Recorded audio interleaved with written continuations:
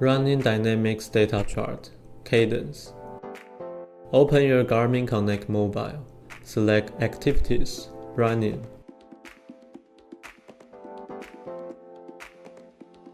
Choose a running activity.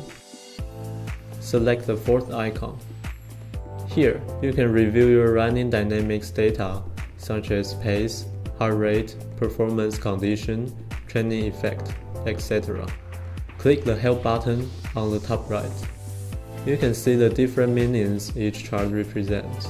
For example, the colors of dots on the cadence chart shows the approximate percentile of your current cadence compared to all the other runners. Purple means your cadence is higher than 95% of the runners, which is above 185 SPM. Green represents you are in 30 to 69% zone, which is in the range of 163 to 173 SPM. And red shows your cadence is lower than 151 SPM. The help page not only shows various technical indicators and running dynamics explanations, but also includes Garmin's suggestions and training tips based on dynamic data.